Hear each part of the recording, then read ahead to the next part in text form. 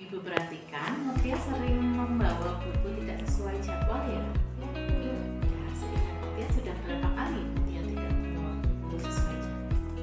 Mutia sudah 5 kali tidak membawa buku pelajaran sesuai jadwal. Menurut Mutia, membawa buku tidak sesuai jadwal itu suatu kesalahan bukan? Setiap manusia itu wajar berbuat salah ya. Guru juga pernah berbuat salah. Guru pernah juga tidak membawa buku sesuai dengan jadwal. Tapi guru tidak akan mencari kesalahan Mutia. Guru akan membantu Mutia menemukan solusinya. Mutia setuju? Ya. Baik, Mutia tentu mempunyai alasan kenapa Mutia membawa buku tidak sesuai jadwal. Apa alasannya? Karena Mutia sering terburu-buru sehingga lupa membawa buku sesuai jadwal. Kira-kira kalau membawa buku tidak sesuai jadwal itu sudah sesuai belum dengan keyakinan kelas kita? Kira kesepakatan kelas kita yang akan melanggar apa? Disiplin dan tanggung jawab.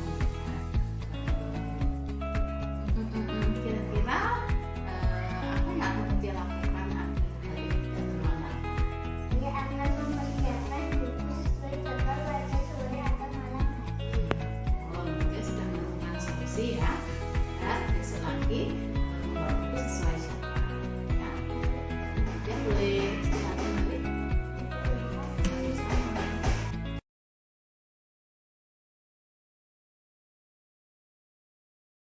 Assalamualaikum warahmatullahi wabarakatuh. Perkenalkan, saya Dwi Saryanti, calon guru penggerak angkatan 11 dari SD Negeri Karangasem, Kabupaten Kulon Progo. Pada kesempatan kali ini saya akan menunjukkan video aksi nyata saya dalam modul 1.4 penyebaran budaya positif di lingkungan sekolah. Selamat menyaksikan. Assalamualaikum warahmatullahi wabarakatuh. Waalaikumsalam warahmatullahi wabarakatuh. Yang terhormat Bapak Kepala Sekolah SD Negeri Karangasem, yang saya hormati Bapak Ibu Guru SD Negeri Karangasem. Ya, alhamdulillah pada kesempatan siang hari ini kita dapat berkumpul di tempat ini untuk melaksanakan acara saya. Ini adalah suatu kewajiban bagi seorang CGP. Nah, jadi saya mempunyai tugas untuk memberikan aksi nyata, yaitu berupa menyebarkan pemahaman dan penerapan pengalaman budaya positif.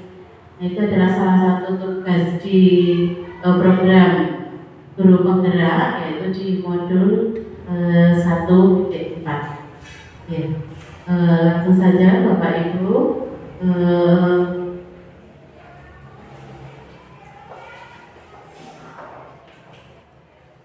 nah yang akan kita pelajari pada siang hari ini, konsep intinya yaitu nomor 1, perubahan paradigma belajar. Yang kedua, disiplin positif. Kemudian kebutuhan dasar manusia. Yang keempat, motivasi perilaku manusia. Yang kelima, restitusi, posisi kontrol guru. Keenam, keyakinan kelas. Dan yang terakhir yaitu segitiga restitusi. Oke. Untuk yang pertama ini perubahan paradigma belajar. Kalau zaman saya bersekolah dulu ya di SD itu pembelajarannya banyak berpusat kepada guru ya. Jadi guru saya itu banyak menerangkan. Kemudian saya sebagai siswa itu gue sedekung ya gue istilahnya dulu malah ada nyanyiannya. Cuman guru ini mirengannya Pak Guru menolong kita itu lagi kesukaan. Karena Pak Bapak nuli limo enggak sing foto aja foto sembrono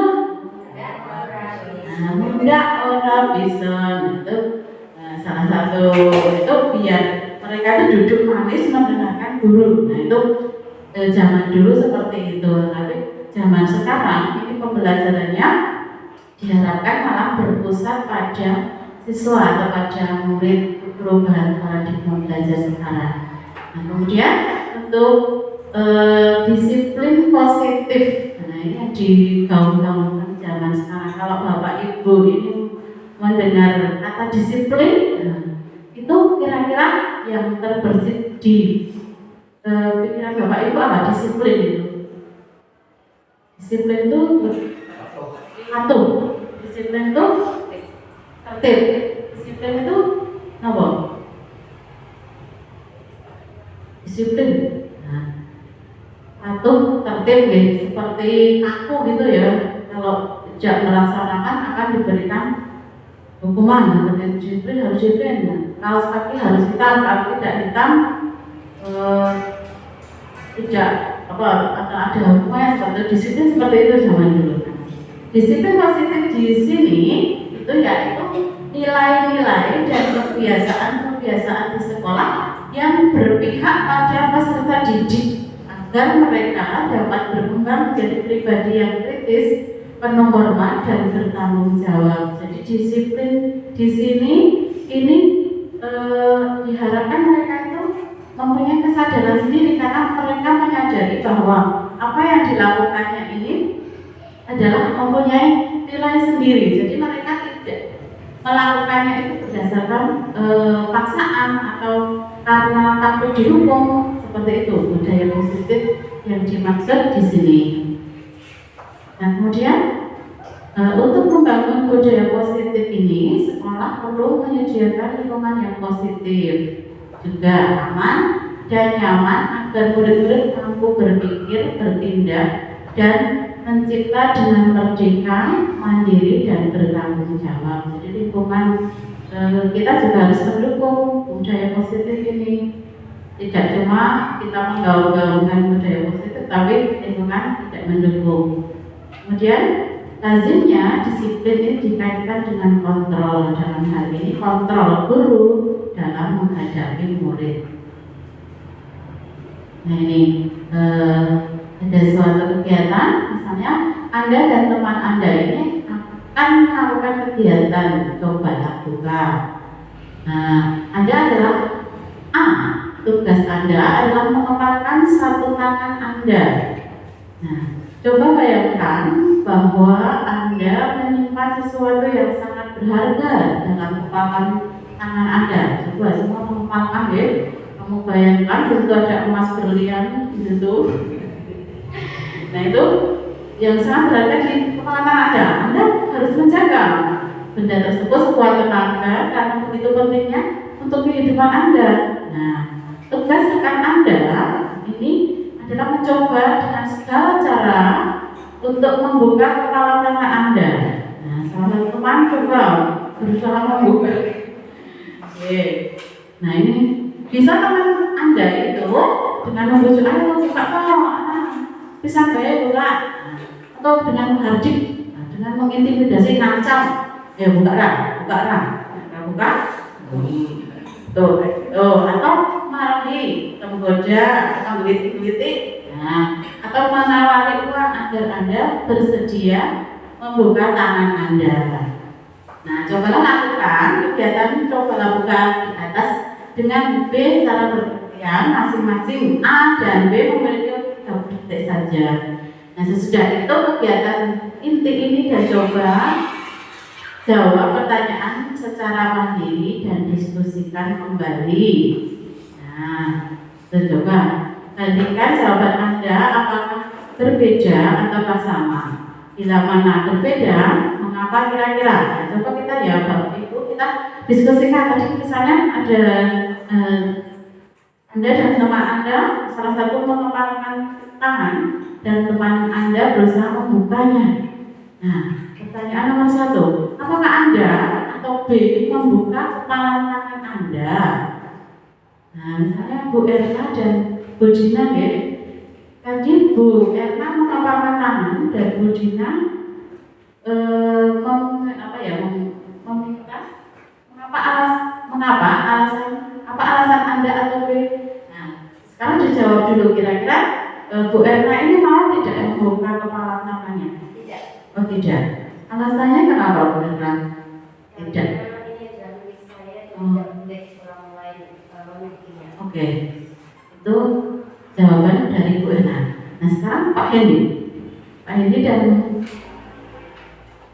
Bu Bita. Nah ini dirayu-rayu sama Bu Bita. Buka.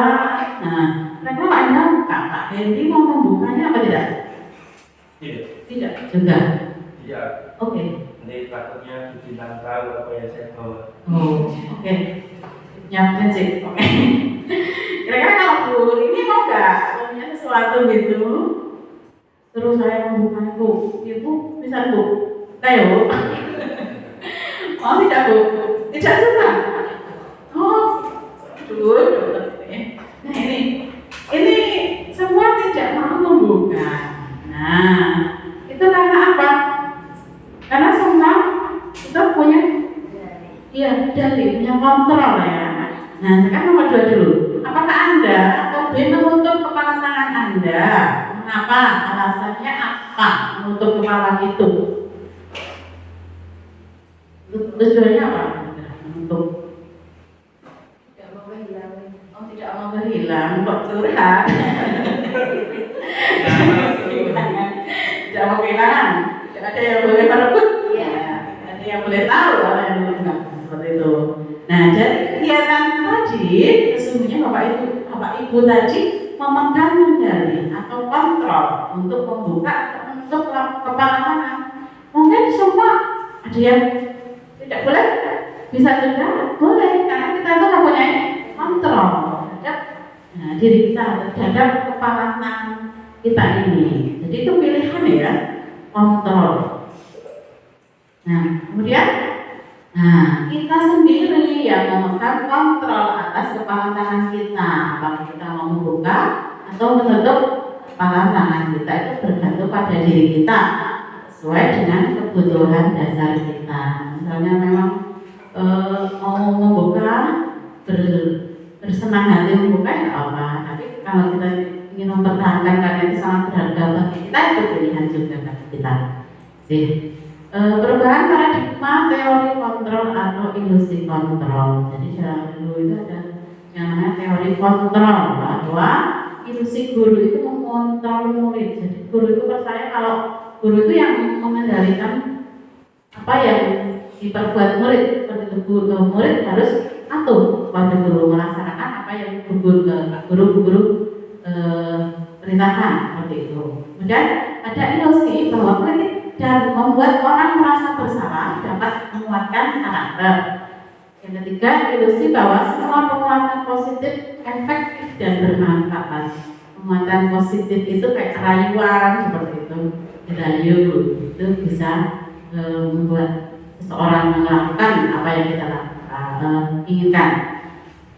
Kemudian ilusi bahwa orang dewasa itu memiliki hak untuk memaksa, berkuasa.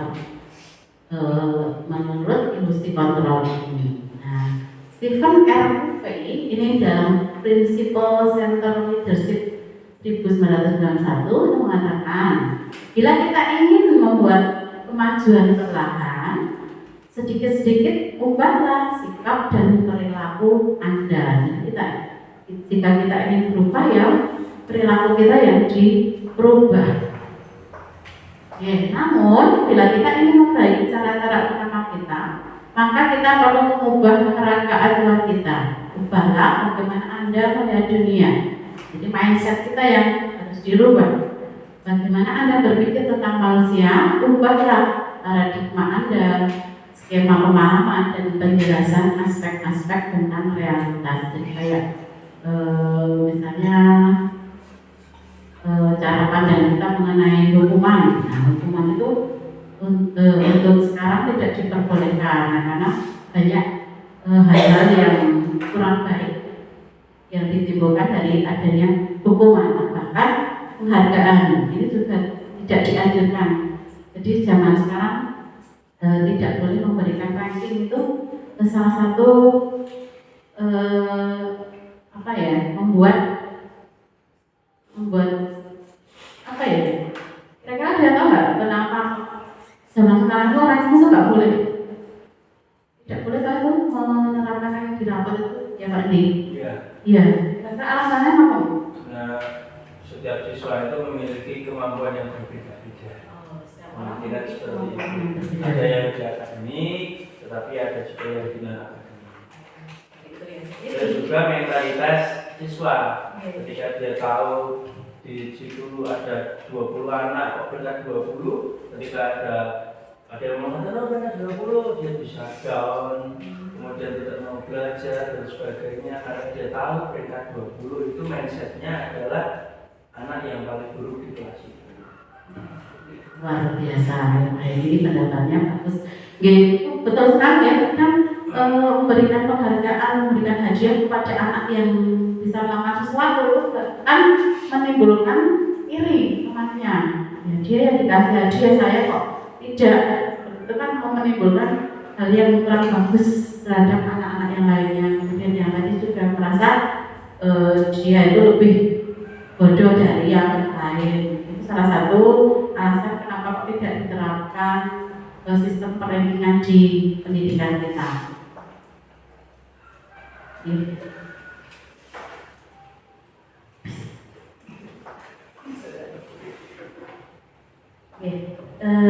Jadi perubahan paradigma. Jadi dulu ada teori stimulus respon, jadi kemudian diganti menjadi teori kontrol. Nah, siapa sesungguhnya yang memiliki kontrol? Menurut stimulus respon itu kita mencoba mengubah agar orang itu berpandangan sama dengan kita. Nah, tapi menurut teori kontrol ini kita berusaha memahami pandangan orang lain tentang dunia, jadi lebih objektif dalam, jadi dia mempunyai pandangan yang berbeda, tidak apa-apa. Di stimulus respon itu mencoba agar dia itu berpandangan sama dengan kita. Kemudian perilaku buruk dilihat sebagai suatu kesalahan. Di teori kontrol itu semua perilaku memiliki tujuan. Kemudian orang lain bisa mengontrol saya, hanya Anda yang bisa mengontrol diri Anda. Saya bisa mengontrol orang lain. Kemudian di teori kontrol ini Anda tidak bisa mengontrol orang lain. Kemudian di stimulus respon ini pemaksaan ada pada saat tujuan gagal, dan di teori kontrol ini kolaborasi atau konsensus menciptakan pilihan-pilihan baru. Kalau di stimulus respon model berpikir menang atau kalah, di teori kontrol ini model berpikir menang dan menang. Nah, sedangkan disiplin itu apa? Nah, disiplin ini berasal dari bahasa Latin yaitu disciplina yang artinya belajar. Makna asal dari kata ini adalah berkonotasi dengan disiplin diri dari murid-murid Socrates dan Plato. Disiplin diri membuat orang menggali potensi menuju sebuah tujuan apa yang dia hargai. Namun dalam budaya kita, makna kata disiplin telah berubah menjadi sesuatu yang dilakukan seseorang kepada orang lain untuk mendapatkan kepatuhan. Jadi kecenderungan umum adalah menghubungkan kata disiplin dengan ketidaknyamanan, bukan dengan apa yang kita hargai atau pencapaian suatu tujuan mulia. Jadi kayak disiplin itu kayak sesuatu yang konotasinya malah jadi kayak negatif, nggak nyaman seperti itu. Tidak, bukan dengan apa yang kita yakini kebenarannya. Nah, disiplin adalah kemampuan memerintah diri sendiri dalam mengontrol dan menguasai diri untuk memilih tindakan yang mengacu pada nilai-nilai yang kita hargai dengan penuh tanggung jawab tanpa terperintah orang lain. Nah, misalnya anak itu bangun pagi. Bangun pagi itu bukan karena dia bersemangat untuk bersekolah, bersemangat untuk belajar, tapi karena takut dimarahi oleh ibunya. Nah, takut di bocah sekali itu pengarannya diamuk, diamuk ibu, tidak latih samoni. Itu karena dia ada motivasi sendiri. Jadi anak itu melakukan sesuatu itu ada motivasinya ya. Nanti ada di slide berikutnya. Maksud dari nilai-nilai yang kita hargai yang ada di depan tadi itu apa? Itu adalah nilai-nilai kebajikan nilai kebajikan itu sifat-sifat positif yang merupakan tujuan mulia yang ingin dicapai setiap individu. Nilai kebajikan yang ingin dicapai anak Indonesia ini kita kenal dengan profil pelajar Pancasila yang mulai tahun 2 tahun ke belakang ya, semenjak ada kurikulum merdeka ini banyak digaungkan profil pelajar Pancasila, di mana profil pelajar Pancasila ini mempunyai 6 dimensi: beriman dan bertakwa kepada Tuhan Yang Maha Esa, dan berakhlak mulia, mandiri, berpikir kritis, berkebinekaan global, dan bergotong royong serta kreatif. Jadi anak-anak Indonesia diharapkan mempunyai karakter-karakter yang disebutkan tersebut.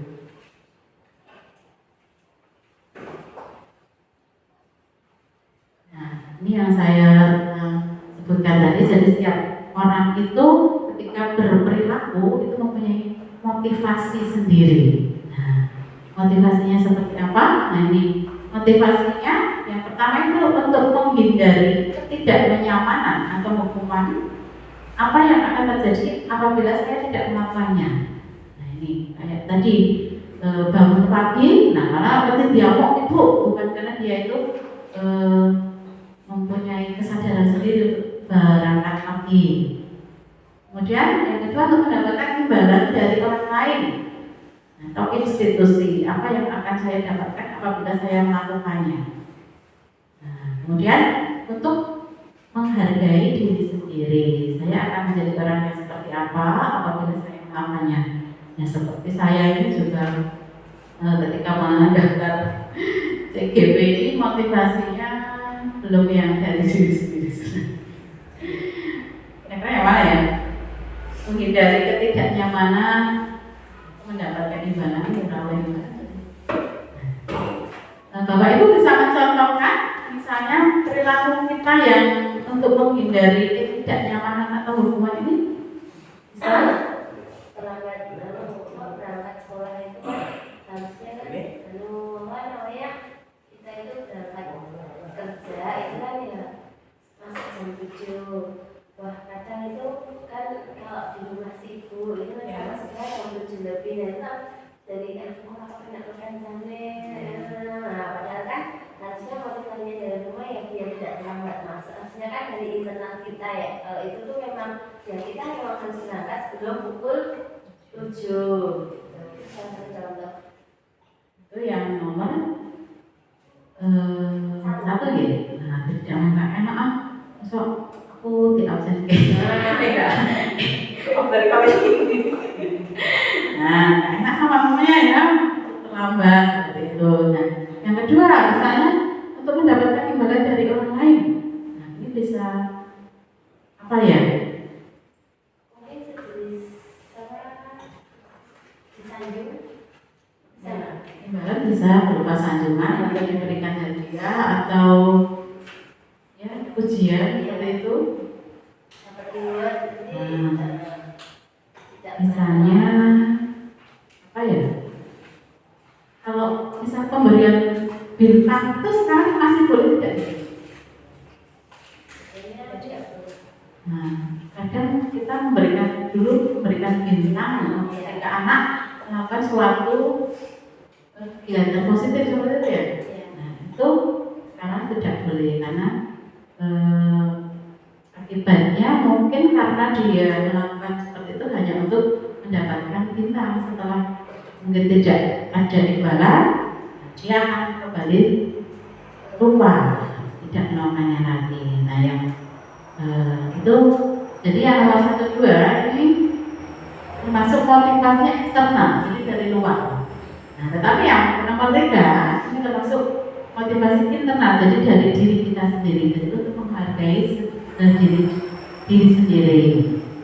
Jadi merupakan tujuan dari disiplin positif itu sendiri. Nah, orang melakukan sesuatu itu ini pada dasarnya adalah untuk memenuhi kebutuhan dasar manusia. Kayak anak kita itu, misalnya ada yang lari ke kantor, budinya makanan saya direbut sama si Rehan. Nah, seperti itu. Nah, Rehan ini sebenarnya dia punya kebutuhan dasar yang tidak terpenuhi. Nah, dia itu, tapi kan kita harus bisa menganalisis kebutuhan dasarnya itu apa Rehan ini. Kenapa dia merebut punya temannya?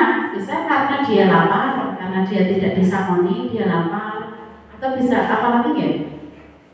Atau dia karena dia ingin menunjukkan aku ini menang, aku itu lebih dari temannya. Nah, atau misalnya karena ingin diperhatikan oleh Budina. Nah, ini harus kita analisa. Ini kebutuhan dasar apa yang mereka ini belum kita penuhi. Nah, dia butuh apa? Nah, kebutuhan dasar manusia ini prinsipnya ada 5. Yang pertama ini survival, itu kebutuhan untuk bertahan hidup. Nah, setiap orang bertahan hidup ya, ingin bertahan hidup, jadi hubungannya ini mungkin dengan makanan, kebutuhan fisiologis ya. Kemudian kebutuhan untuk cinta kasih atau diterima, kasih sayang atau kasih sayang ya, termasuk semua anak-anak kita juga, mantan anak-anak juga butuh kasih sayang. Oke, kemudian penguasaan, nah, butuh diakui, kita berkuasa. Kemudian butuh kebebasan dan kesenangan. Oke, kita lihat ada kasus ini. Bu Ani, guru kelas 5 di SD Pelita Hati, sedang bingung menghadapi ulah seorang satu murid di kelasnya yaitu Agus. Beberapa anak telah datang dan mengeluhkan Agus seringkali meminta bekal makan siang mereka dengan paksa. Jika anak menghadapi situasi seperti Ibu Ani, apa yang akan Anda lakukan? Menurut Anda, kira-kira apa alasan Agus melakukan hal tersebut? Nah, kira-kira apa Bapak Ibu? Kalau Bapak Ibu menjadi Bu Ani ini, apa yang menurut Anda kira-kira Agus ini kenapa toh minta makan siang pada teman-temannya? Tidak bawa bekal. Bawa bekal bisa, karena dia temannya makan, dia nggak bawa, sehingga dia minta. Nah, ini Bu Ani ini harus mencari tahu alasan Agus melakukan tindakan tersebut itu untuk memenuhi kebutuhan yang 5 tadi yang apa. Nah, ini harus kita cari tahu. Apabila jawaban Agus karena ia lapar dan orang tuanya tidak membawakannya bekal makan siang, berarti kebutuhan Agus yang belum terpenuhi adalah kebutuhan bertahan hidup atau survival. Tapi kalau jawabannya Agus karena dia senang temannya jadi memperhatikan dia, aku cuma cari perhatian guru, nah, karena aku dicuekin dari tadi. Nah, kebutuhan yang dibutuhkan oleh Agus ini adalah kebutuhan cinta dan kasih sayang, atau kebutuhan untuk diterima. Apabila jawaban Agus adalah merasa hebat karena temannya jadi takut dan menuruti keinginannya, berarti kebutuhan yang ingin dipenuhi Agus adalah kebutuhan untuk penguasaan atau pengakuan atas kemampuannya. Jadi dia merasa hebat karena bisa bikin temannya takut atau temannya sampai nangis. Kadang anak itu puas kalau temannya sampai nangis atau sampai takut. Gitu. Kemudian apabila Agus jawabannya itu karena dia bosan dengan bekal yang dibawakan ibunya, karena selalu membawa bekal makanan yang sama, berarti dia ingin memenuhi kebutuhan kebebasan atau kebutuhan akan pilihan. Tetapi apabila Agus ini alasannya karena iseng aja Bu Guru, apa gue minta mau makanan, dia santai banget, gak apa-apa Bu Guru, iseng aja Bu Guru. Nah, dia ekspresinya wajahnya itu senang. Nah, ketika melihat temannya kesal karena diambil makanannya, berarti dia ingin memenuhi kebutuhan kesenangan saja. Jadi dia merasa senang ketika bisa meminta bekal temannya. Nah, kita sebagai guru harus mempunyai kontrol terhadap perilaku anak-anak kita. Nah, kontrol kita ini bisa sebagai penghukum, bisa sebagai pembuat rasa bersalah, bisa sebagai teman, bisa sebagai pemantau, atau bisa sebagai manajer. Nah, bedanya apa? Ya, apabila kita sebagai penghukum, ini kadang kita menggunakan hukuman fisik maupun verbal. Orang-orang yang menjalankan posisi penghukum ini senantiasa mengatakan bahwa sekolah ini memerlukan sistem atau alat yang dapat lebih menekan murid-murid lebih dalam lagi. Guru-guru yang menerapkan posisi penghukum akan berkata, patuhi aturan saya, awas ya. Kamu selalu salah, kamu terus, kamu selalu saja yang salah, atau selalu, pasti selalu kamu yang terakhir, mesti gue enak. Nah, guru seperti ini senantiasa bahwa dan senantiasa percaya hanya ada satu cara agar pembelajarannya berhasil, itu dengan cara dia. Orang cara lainnya selain caraku, itu guru sebagai hukum seperti itu. Nah, ada guru yang berposisi sebagai pembuat rasa bersalah. Nah, pada posisi ini biasanya guru akan bersuara lembut. Nah, kalau pada posisi penghukum tadi itu cenderung suaranya agak keras, jadi membentak begitu. Kalau posisi pembuat merasa bersalah ini menggunakan suara yang lebih lembut. Pembuat rasa bersalah akan menggunakan keheningan dan membuat orang lain merasa tidak nyaman, bersalah atau rendah diri. Contoh kata-kata yang keluar dari mulut seperti, nah, ibu sangat kecewa sekali dengan kamu. Kenapa kamu melakukan tindakan ini? Berapa kali lagi bapak harus memberitahu kamu ya? Nah, bagaimana coba kalau orang mau tahu? Mana? Ayo. Nah, seperti itu. Jadi ketika anak berbuat sesuatu kesalahan, berbuat yang tidak baik, nah, guru dalam posisi membuat rasa bersalahnya membuat anak ini cenderung dia merasa bersalah ya, melakukan itu. Di posisi ini murid akan memiliki penilaian diri yang buruk tentang diri mereka. Murid merasa tidak berharga dan telah mengecewakan orang-orang yang disayanginya. Nah, sedangkan posisi kita bisa juga sebagai teman. Nah, guru pada posisi ini tidak akan menyakiti muridnya, namun akan tetap berupaya mengontrol murid melalui persuasi. Posisi teman pada guru bisa negatif atau positif. Posisi positif di sini berupa hubungan yang terjalin antara guru dan murid. Guru di posisi teman menggunakan hubungan baik dan humor, biasanya guyon ya. Nah, tapi kadang anak itu kalau terlalu dekat juga kita terlalu banyak guyon, akhirnya malah terlalu terlalu berani pada guru. Nah, untuk mempengaruhi seorang, mereka kan berkata, ayolah nak, ayo bantu bapak ya, kali ini aja. Atau ayo ingat tidak bantuan bapak selama ini, kan apa ini toh. Ya sudah, kali ini saja tidak apa-apa, nanti ibu bereskan wes. Hal negatif dari posisi teman adalah bila suatu saat guru tersebut tidak membantu, maka murid akan kecewa dan berpikir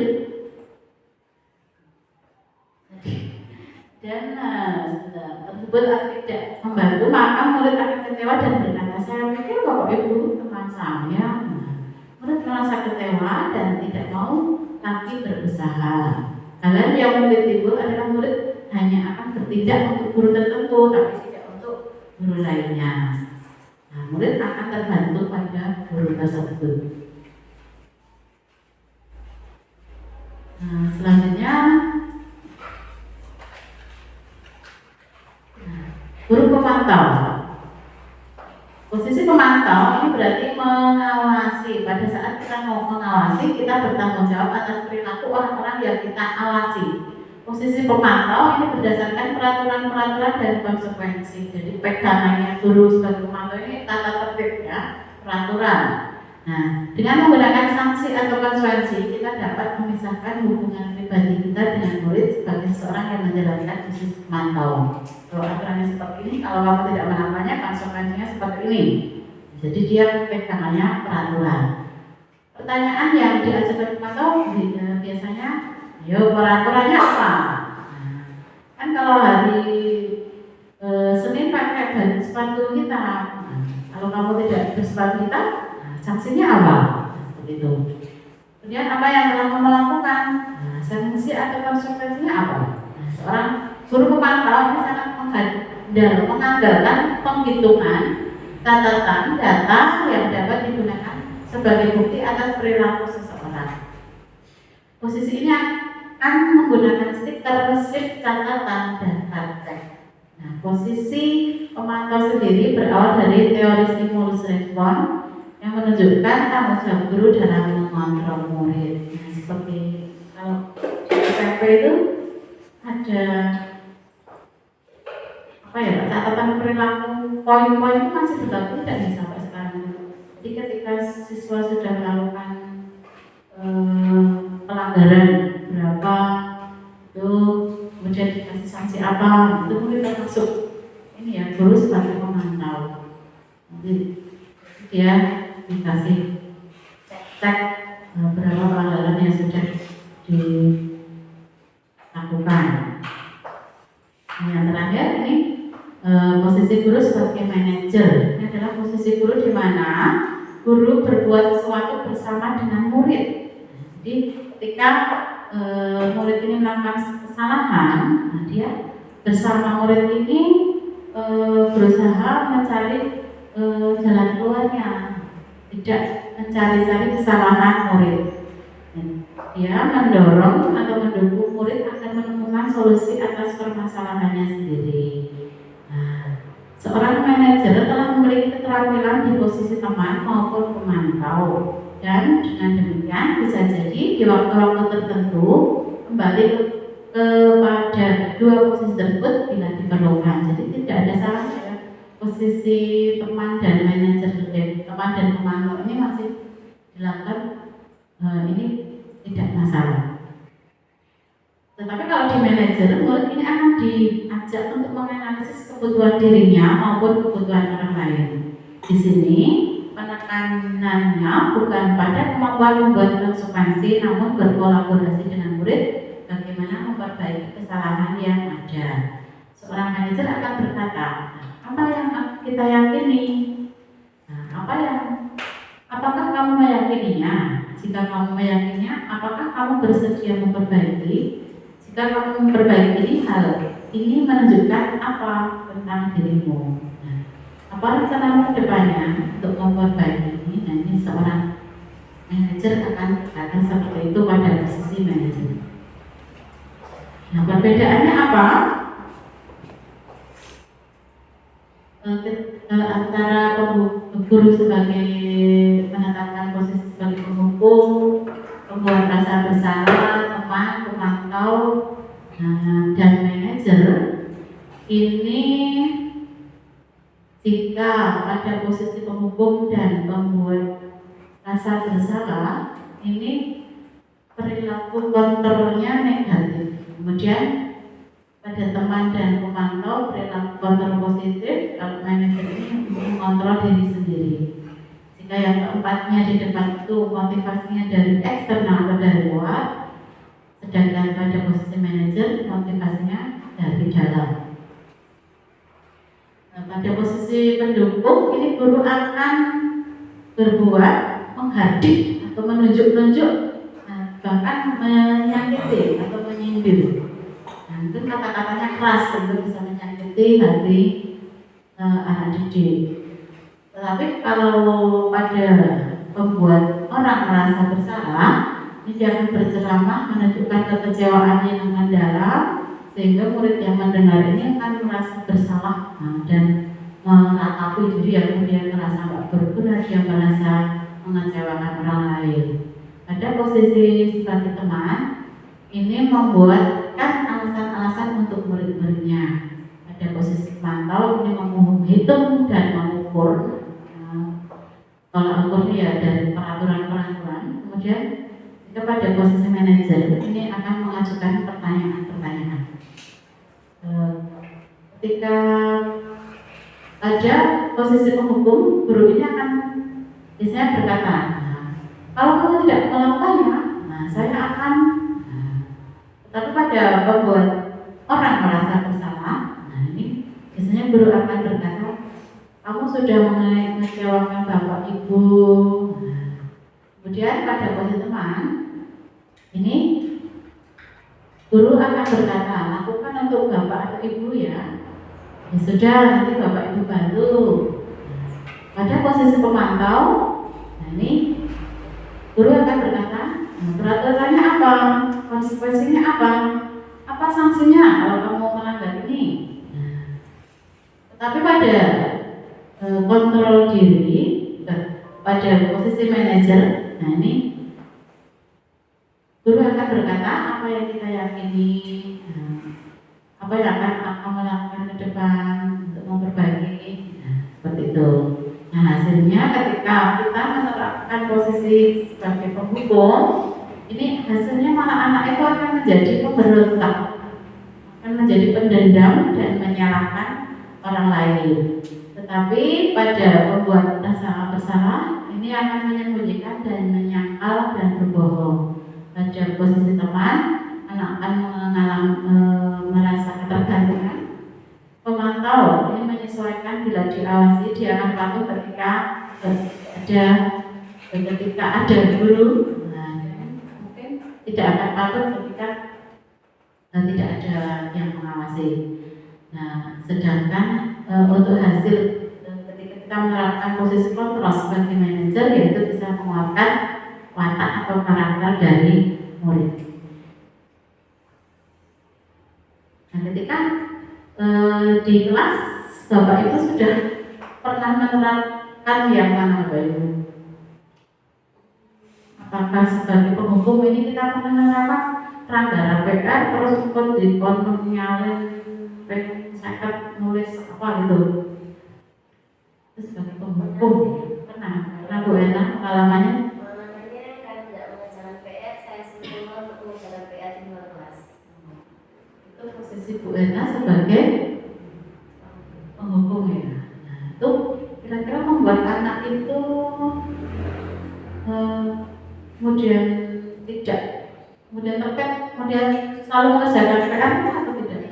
Tidak juga. Ya. Berarti kira-kira nggak efektif gitu.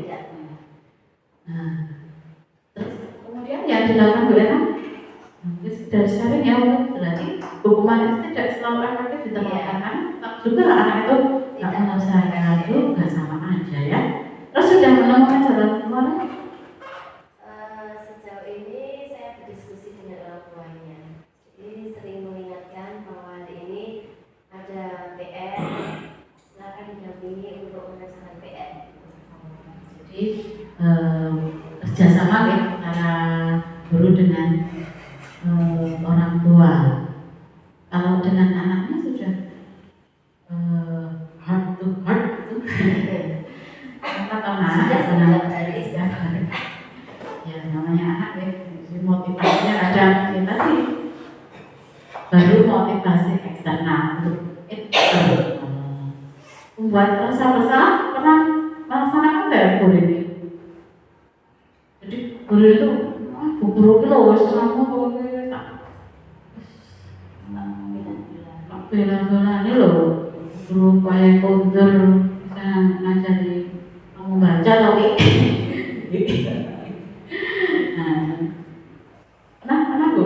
Dulu pernah ya? Yang dulu juga? Ya, saya juga sekarang ya momen iya ya, gitu tuh. Tapi ini beberapa hari sakit Bu. Kemarin tuh baru jam berapa ya, jam 9 itu kerjakan tugas itu langsung dia bilang pusing gitu. Pernah nggak Bu? Berarti alasannya apa yang terlalu banyak maksudnya itu tuh betul-betul pusing apa kira-kira ya? Pusing-pusingan. Enggak tahu. Aku yang katanya kemarin terus minta pulang Ya, kalau saya enggak berangkat paginya. Betul Bu, saya kira menurut. Jadi pulang jam berapa? setengah 9 pulang. Ini izin. Pusing mereka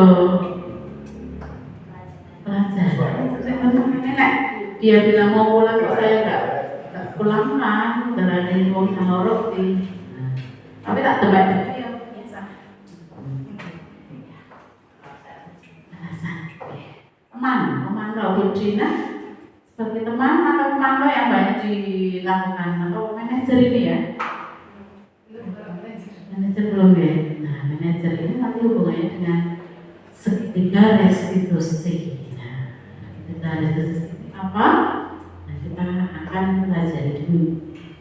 Selanjutnya ini keyakinan kelas ya. Keyakinan kelas ini adalah nilai-nilai kebajikan atau prinsip-prinsip universal yang disepakati bersama secara universal, lepas dari latar belakang suku, negara, bahasa maupun agama. Menurut Bosen, ini keyakinan akan lebih memotivasi seseorang dari dalam atau intrinsik. Seorang akan lebih bersemangat untuk menjalankan keyakinannya daripada hanya sekedar peraturan. Jadi kalau zaman dulu itu atau zaman masih beberapa kali ya masih ditemukan tata tertib sekolah atau peraturan kelas seperti itu yang masih ada di kelas saya punya. Itu yang membuat siapa itu? Yang tertempel di kelas kalau di sini enggak ada ya. Kemarin tuh di kelas saya masih ada peraturan kelas. Itu yang membuat kira-kira sekolah ya. Nah, jadi tidak melibatkan siswa. Nah, sekarang namanya keyakinan kelas atau kesepakatan kelas. Jadi kalau kesepakatan kelas itu bersama-sama antara murid dan guru itu membuat kesepakatan yang tujuannya agar pembelajaran itu lebih tertib, tapi itu disepakati bersama. Kesepakatan kelas. Nah, pembentukan keyakinan kelas itu bersifat abstrak daripada peraturan yang lebih rinci dan konkret. Keyakinan kelas ini berupa pernyataan-pernyataan yang universal. Pernyataan keyakinan kelas akan senantiasa dibuat dalam bentuk positif. Keyakinan kelas hendaknya tidak terlalu banyak sehingga mudah dipahami. Banyak-banyak malah tidak dilaksanakan, malah tidak dipakai. Kemudian semua warga kelas sebaiknya itu berkontribusi dalam membuat keyakinan kelas ini mengenai suara pendapat dan bersedia meninjau kembali keyakinan kelas dari waktu ke waktu. Jadi keyakinan kelas itu tidak sekali dibuat kemudian tidak dalam selalu ini boleh diupdate ya tiap saat kita membutuhkan, boleh ditambahkan. Nah, segitiga restitusi. Nah, jadi sebagai guru ini perlu menerapkan segitiga restitusi ketika kita menghadapi banyak kasus yang dilakukan oleh anak. Nah, segitiga restitusi itu apa? Nah, ini proses untuk menciptakan kondisi murid untuk memperbaiki kesalahan mereka sehingga mereka itu kembali ke kelompok mereka dengan karakter yang lebih kuat. Jadi ketika melakukan suatu kesalahan itu bukannya malah dikucilkan atau dijauhi, nah, mereka akan semakin terpuruk. Mereka akan malah semakin menjadi pendendam atau menarik diri ya dari teman-temannya. Dengan segitiga restitusi ini akan membalikan mereka ke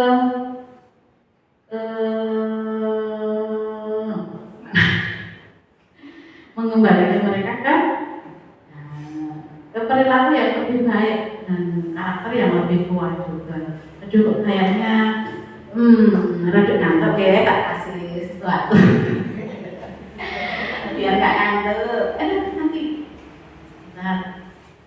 saya berikan tebak-tebakan biar Pak Firno bisa mulai.